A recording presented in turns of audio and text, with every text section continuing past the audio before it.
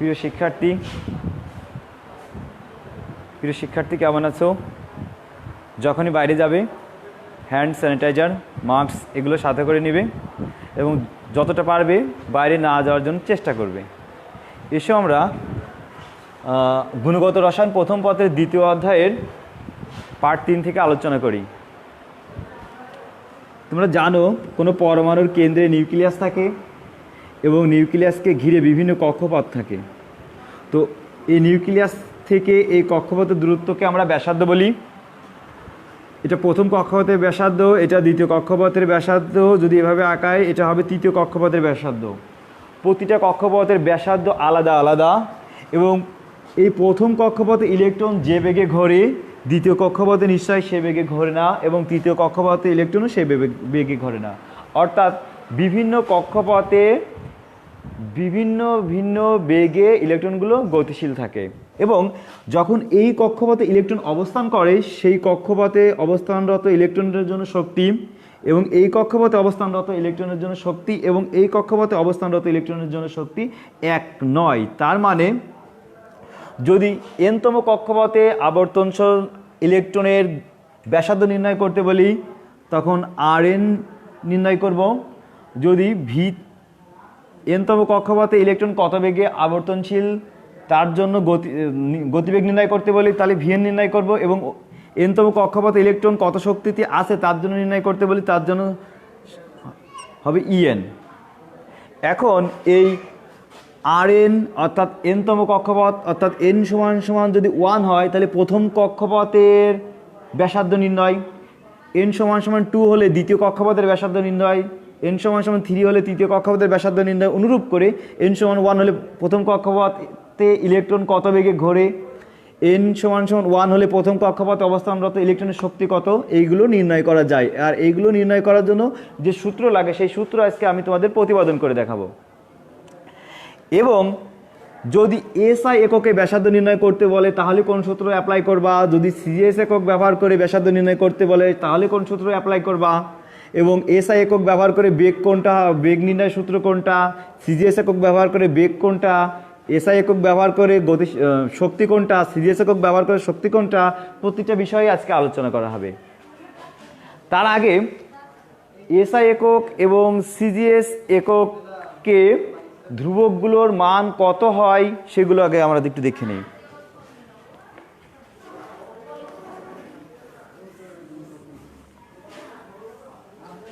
খেয়াল করো, CGS centimetre গ্রাম second আর SI হলো সিস্টেম ইন্টারন্যাশনাল বা ইন্টারন্যাশনাল সিস্টেম বা আন্তর্জাতিক পদ্ধতি। যেটা এইচকে বলা হয় প্লাঙ্কের ধ্রুবক। তো প্লাঙ্কের ধ্রুবকের মান হবে 6.626 ইন্টু 10⁻⁻27 ERG/সেকেন্ড। আর যদি এসআই একক অ্যাপ্লাই করা হয় তাহলে এসআই একক অ্যাপ্লাই করলে প্লাঙ্কের ধ্রুবক এইচ এর মান হবে 6.626 ইন্টু 10⁻⁻34 জুল সেকেন্ড।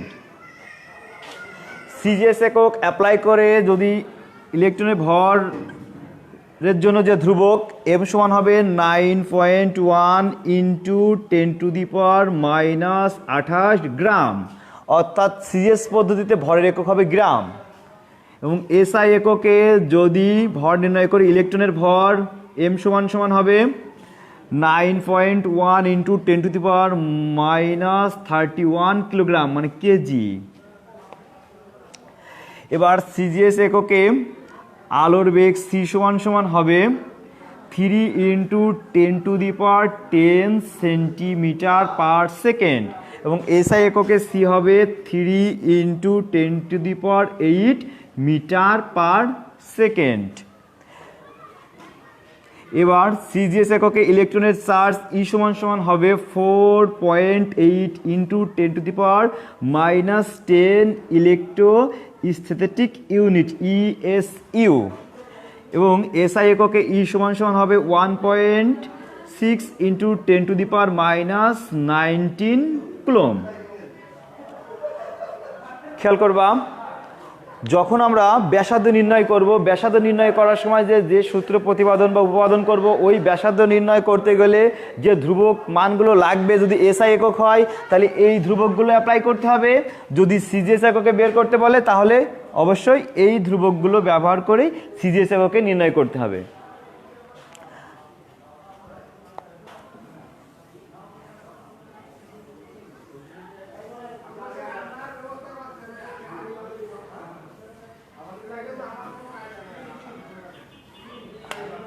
লক্ষ্য করো, তোমরা জানো পরমাণুর কেন্দ্রে নিউক্লিয়াস আর নিউক্লিয়াসকে ঘিরে কক্ষপথ, আর নিউক্লিয়াস থেকে এইটুকু দূরত্বকে ব্যাসার্ধ। নিউক্লিয়াসের যে চার্জ আছে সেই চার্জের পরিমাণ দরকার, এবং এখানে যে ইলেকট্রন থাকে ইলেকট্রনের চার্জ হচ্ছে ই, এবং ইলেকট্রনের চার্জ হচ্ছে বললাম কি বলো ই, এবং এখানে যে ইলেকট্রন তা ইলেকট্রনের ভর হচ্ছে এম, এবং ইলেকট্রন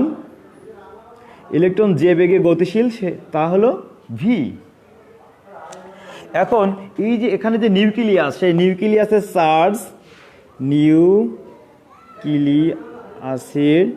চার্জ হবে পারমাণবিক সংখ্যা জেড ইন্টু প্রোটন সংখ্যা, আর যতটি প্রোটন থাকে নিরপেক্ষ অবস্থায় পরমাণু ঠিক ততটি ইলেকট্রন থাকে। তার মানে জেড ইন্টু পি মানেই হচ্ছে জেড ইন্টু ই। আর ইলেকট্রনের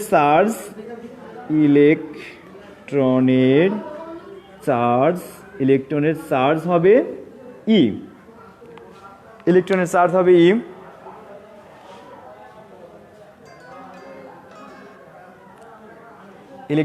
হবে ই।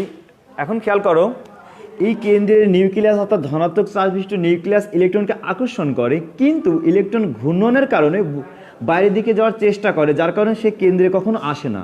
তো নিউক্লিয়াস যখন ইলেকট্রনকে আকর্ষণ করে একে বলা হয় কেন্দ্রমুখী বল, এবং ইলেকট্রন যখন ঘূর্ণনের কারণে বাইরের দিকে চলে যেতে চায় তখন বলা হয় কেন্দ্র বিমুখী বল। আর কেন্দ্রমুখী বল এবং কেন্দ্র বিমুখী বল পরস্পর সমান, এই কারণে এরা একটি স্থির কক্ষপথে আবর্তন করতে পারে। এখন কেন্দ্রমুখী বলকে যদি আমরা F1 দ্বারা প্রকাশ করি তাহলে F1 সমান হবে কুলম্বের সূত্র অনুযায়ী চার্জদ্বয়ের গুণফলের সমানুপাতিক মধ্যবর্তী দূরত্বের বর্গের ব্যস্ত অনুপাতিক। তাহলে এখানে নিউক্লিয়াসের চার্জ ছিল জেড ইন্টু ই, এবং এখানে যে ইলেকট্রন ছিল ইলেকট্রনের চার্জ হচ্ছে ই, এবং মধ্যবর্তী দূরত্বের ব্যাসার্ধ আর, তার হবে স্কোয়ার। তাহলে এটা সমান কি লিখতে পারো বলো, Z E square by R square. এটা হচ্ছে কেন্দ্রমুখী বল। এটা কখন অ্যাপ্লাই করবা, যখন সিজিএস একক ব্যবহার করে বেগ নির্ণয় করবা। কিন্তু যদি এসআই একক ব্যবহার করে বেগ নির্ণয় করতে চাও, বা ব্যাসার্ধ নির্ণয় করতে চাও, বা শক্তি নির্ণয় করতে চাও, যাই নির্ণয় করতে চাও না কেন, তখন এই এসআই একক যদি অ্যাপ্লাই করে ব্যাসার্ধ অর্থাৎ আর এন অর্থাৎ এনতম কক্ষপথের ব্যাসার্ধ নির্ণয় করতে চাও, তাহলে এখন যে সূত্র অ্যাপ্লাই করবে সেটা হবে। আর এই পদ্ধতিতে যখন আর এন নির্ণয় করবা, আর এন অর্থাৎ সিজিএস একক অ্যাপ্লাই করে যখন ব্যাসার্ধ নির্ণয় করবা, এখন চার্জদ্বয়ের গুণ অর্থাৎ কেন্দ্রমুখী বল F1 সমান হবে চার্জদ্বয়ের গুণফলের সমানুপাতিক। তাহলে সমানুপাতিক জেড ই ইন্টু ই, এবং মধ্যবর্তী দূরত্বের বর্গের ব্যস্ত অনুপাতিক, অর্থাৎ সেই F1 সমান হবে 1 আর তার উপরে স্কোয়ার। তাহলে সমন্বয় করো, F1 এই দুটো গুণ করলে জেড ই ইন্টু ই অর্থাৎ ই স্কোয়ার বাই আর স্কোয়ার। তাহলে বা F1, তোমরা জানো সমানুপাতিক ধ্রুবক ওঠাতে ধ্রুবক নিয়ে আসা লাগে। এই ধ্রুবক মানে তোমার কুলম্বের সূত্র তোমরা জানো সি, আর সির একটি মান আছে, সি সমান 9 ইন্টু 10⁹। এ হলো কুলম্বের ধ্রুবকের মান। আর এই সি সমান হলো 1/4πε0, অর্থাৎ সি সমান 1/4πε0। খেয়াল করো, যখন আমরা সিজিএস একক অ্যাপ্লাই করেছি, সেই সিজিএস একক অ্যাপ্লাই করার সময় দেখো এখানে কোনো কুলম্বের ধ্রুবক নিয়ে আসেনি, সরাসরি বসিয়ে দিয়েছি। কিন্তু যখন এসআই একক অ্যাপ্লাই করেছি, তাহলে এই যে এখানে যে শূন্য স্থান ছিল, এই শূন্য স্থানেও তো এদের মধ্যে আকর্ষণের সময় কিছুটা আকর্ষণের পরিবর্তন হয়েছে, কারণ এখানে একটা মাধ্যম ছিল। সেই মাধ্যমের জন্য এই শূন্য স্থানের ভেদনযোগ্যতা ε0 নিয়ে এসেছি। এই ε0 একটি মান আছে 1/4 ইন্টু পাই মানে 3.1416 বা 1416 ইন্টু এর মান আছে 8.854 ইন্টু 10⁻⁻12। এতটুকু অংশ গুণ করার পরে ইনভার্স করলে মান হবে এই 9 into 10⁹ newton metre square coulomb per square, 9 into 10⁹। তার মানে এই ধ্রুবক ওঠাতে হলে সি আনতে হবে, আর সি মানেই হচ্ছে 1/4 pi epsilon naught into Z E square by R square. যারা বুঝতে পারেনি আবার বলি, এই সমানুপাতিক উঠানোর জন্য কুলম্বের ধ্রুবক সি আনতে হবে, আর সি মানে হচ্ছে 1/4 pi epsilon naught into Z E square by R square. তাহলে সিজিএস এককে যখন এফ লিখেছো তার সাথে এই এফের একটু পার্থক্য কি, এই কুলম্বের ধ্রুবকের জন্য যে 1/4 পাই এপসাইলন নট দরকার ছিল সেটা ছিল না। এই গেল সিজিএস এককের জন্য কেন্দ্রমুখী বল, আর এটা হলো এসআই এককের জন্য কেন্দ্রমুখী বল। এখন তোমরা ফিজিক্সে প্রতিপাদন করেছো বা করবা কেন্দ্র বিমুখী বল। কেন্দ্র বিমুখী বল যদি F2 হয় mv² বাই আর করলে কেন্দ্র বিমুখী বল পাওয়া যায়। আর এম হচ্ছে ইলেকট্রনের ভর, ভি হচ্ছে ইলেকট্রনের বেগ, তাকে বর্গ করে ব্যাসার্ধ দ্বারা ভাগ করলে কেন্দ্র বিমুখী বল পাওয়া যায়। এখন তোমরা জানো বোরের তত্ত্ব অনুযায়ী কেন্দ্রমুখী বল এবং কেন্দ্র বিমুখী বল পরস্পর সমান। তাহলে F1 সমান F2। তাহলে F1 সমান Z E square by R square হবে, আর এপাশে F2 মানে mv² বাই আর হবে। আর যদি এসআই একক অ্যাপ্লাই করো সেক্ষেত্রেও কেন্দ্র বিমুখী বল F2 সমান mv² বাই আরই হবে। তাহলে এক্ষেত্রেও F1 সমান F2, আর F1 মানেই 1/4 pi epsilon naught Z E square by R square, আর F2 মানে mv² বাই আর। তাহলে দেখো আমরা একই সাথে এসআই একক এবং সিজিএস এককের জন্য এনতম কক্ষপথের ব্যাসার্ধ দুটি একই সাথে নির্ণয় করে চলেছি। আর দিয়ে আর একটা ভাগ করে উঠাই দাও, তাহলে হবে জেড ই স্কোয়ার বাই আর, এটা হবে mv²। তাহলে বা লক্ষ্য করো, যদি বেগের মান দেওয়া থাকে, ভরের মান দেওয়া থাকে, ইলেকট্রনের ভর অর্থাৎ ইলেকট্রন যে কক্ষপথে আবর্তন করে সেই কক্ষপথের বেগের মান, ইলেকট্রনের ভর একটি কনস্ট্যান্ট মান, ই একটি কনস্ট্যান্ট মান, জেড একটি কনস্ট্যান্ট মান, এই মানগুলো যদি বসানো থাকে তাহলে খুব সহজে আর পাওয়া যায়। কিন্তু যদি ইলেকট্রন কত কক্ষপথে আবর্তন করে সে কথা না বলা যায় তাহলে তো ওই কক্ষপথের ব্যাসার্ধ এই সূত্রে নির্ণয় করা যায় না। কিন্তু তোমাদেরকে যদি বলে দেওয়া যায় যে হাইড্রোজেন পরমাণুর জন্য বা হাইড্রোজেন সদৃশ্য অন্য যে কোনো পরমাণুর জন্য তৃতীয় কক্ষপথ বা প্রথম কক্ষপথের ব্যাসার্ধ নির্ণয় করো, শুধু এইটুকু বলবো যে প্রথম কক্ষপথের ব্যাসার্ধ নির্ণয় করো অথবা তৃতীয় কক্ষপথের ব্যাসার্ধ নির্ণয় করবো, এইটুকু বলার পরেই এই এখন আমরা যে সূত্রটা উপপাদন করবো সেই সূত্র অ্যাপ্লাই করলে, ধ্রুবক মানগুলো অ্যাপ্লাই করলে খুব সহজেই তুমি ওই কক্ষপথের জন্য ব্যাসার্ধ নির্ণয় করে ফেলবে। বা এখান থেকে তাহলে আমরা v² বের করতে চাই, তাহলে v² সমান এম আর আর নিচে চলে আসে, তাহলে Z square by M R সমান হবে v²। এবার আমরা এ পাশে করে ফেলি, একটা আর একটা আর কেটে দাও, তাহলে Z square by 4 pi epsilon naught into R equal mv²। তাহলে বা Z square by 4 pi epsilon naught, এখানে এম নিয়ে চলে আসে, তাহলে হবে M into R equal v²। আমরা এটা সিজিএস এককের জন্য প্রতিপাদন করছি আর এটা এসআই এককের জন্য প্রতিপাদন করছি। আবার আমরা জানি ইলেকট্রনের কৌণিক ভরবেগ সমান mvr সমান nh/2 পাই। তাহলে ইলেকট্রনের কৌণিক ভরবেগ mvr, এটাও কিন্তু বোরের তত্ত্ব অনুযায়ী mvr সমান nh/2 পাই। তাহলে বা ভি সমান আমরা লিখতে পারি nh/2 পাই m ইন্টু আর। এখন আমরা উভয় পক্ষে বর্গ করি, তাহলে এ পাশে বর্গ করলে হবে ভি স্কোয়ার, আর এটা হবে N square H square by 2কে বর্গ করলে 4, পাইকে স্কোয়ার করলে পাই স্কোয়ার এম স্কোয়ার আর তার উপরে স্কোয়ার। তাহলে দেখো এখানটায় ভি স্কোয়ার আছে, এখানটাও ভি স্কোয়ার আছে, তাহলে এই দুই ভি স্কোয়ার আমরা সমান দেখাতে পারি। তাহলে এই দুটো ভি স্কোয়ার যদি সমান দেখাই, তাহলে এ পাশে আছে Z square by M R সমান সমান N square H square by 4 pi square M square R square. অনুরূপভাবে এপাশে চলে আসি, আমরা জানি ইলেকট্রনের কৌণিক ভরবেগ এম ভি আর সমান এন এইচ বাই 2 পাই, তাহলে বা ভি সমান লিখতে পারি N H by 2 pi M into R, যদি স্কোয়ার করি তাহলে ভি স্কোয়ার সমান N square H square by 4 pi square M square R square. তাহলে দেখো ভি স্কোয়ার এবং ভি স্কোয়ার সমান হয়ে গেছে।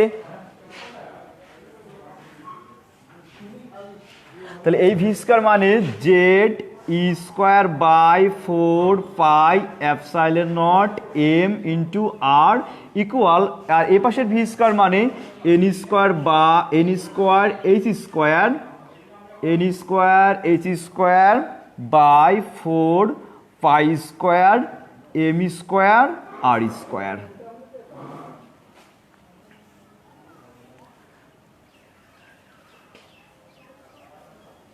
ক্যালকুলেশন করি, বা জেড স্কোয়ার ইকুয়াল, দেখো এম এম কেটে যায় আর আর কেটে যায়, এর নিচেই কিছু থাকে না, 1 থাকে, এখানে n square H square by 4 pi square m into r. যেহেতু আমার ব্যাসার্ধ লাগবে, তাহলে এটাকে ধরে আমরা এখানে নিয়ে আসি আর এর জায়গায় এখানে দিয়ে দিই, তাহলে আর সমান আমরা লিখতে পারি N square H square by 4 pi square M Z E square. এখন এনতম কক্ষপথের যদি ব্যাসার্ধ নির্ণয় করতে বলে, তাহলে আর এন সমান সমান হবে N square H square by 4 pi square M Z E square. এখন তোমাকে বলা হলো হাইড্রোজেন পরমাণুর জন্য তৃতীয় কক্ষপথের ব্যাসার্ধ নির্ণয় করো সিজিএস একক অ্যাপ্লাই করে। এখন হাইড্রোজেন পরমাণু মানে জেড সমান সমান 1 পারমাণবিক সংখ্যা, তৃতীয় কক্ষপথ মানে এন সমান সমান 3।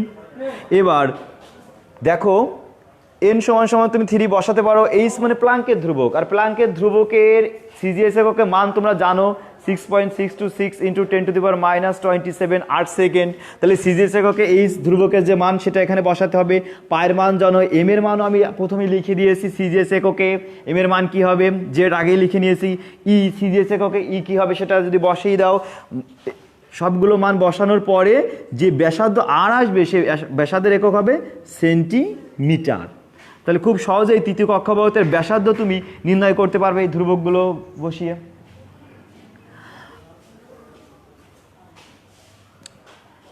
এবার এ পাশে আসো, জেড ই স্কোয়ার 4 কেটে যাবে, পাই আর একটা কেটে এদিকে থাকবে, কিন্তু এখানে শুধু থাকবে epsilon naught equal N square H square by 4 চলে গেছে, শুধু একটি পাই আছে, এম ভাগ করে আর একটা এম আছে, আর একটা আর কেটে আর একটা আর আছে, বা এখান থেকে আমাদের আর বের গুণ আর এটার সাথে উপরে গুণ হবে, তাহলে আর সমান সমান হবে epsilon naught N square H square by pi M Z E square. এখন এনতম কক্ষপথের জন্য হবে আর এন সমান এপসাইলন নটের মান তোমরা কিন্তু জানো, দেখো এখানে লেখা আছে, আর এন স্কোয়ার মানে কক্ষপথ, এইচ হচ্ছে প্লাঙ্কের ধ্রুবক। এখন কিন্তু তোমাকে এই এসআই এককে প্লাঙ্কের ধ্রুবকের যে মান সেটাই বসাতে হবে, পাই এম জেড ই তার স্কোয়ার। এই মানগুলো বসিয়ে খুব সহজেই এসআই এককে ব্যাসার্ধ নির্ণয় করতে পারবে, সিজিএস এককে ব্যাসার্ধ নির্ণয় করতে পারবে, এবং এসআই এককেও এনতম কক্ষপথের জন্য ব্যাসার্ধ নির্ণয় করতে পারবে। এখন যদি বেগ নির্ণয় করতে চাও, CGS একক ব্যবহার করে বেগ নির্ণয় করতে চাও, তাহলে তোমরা জানো mvr সমান NH/2 তাহলে বা v সমান হবে NH/2 m ইন্টু r।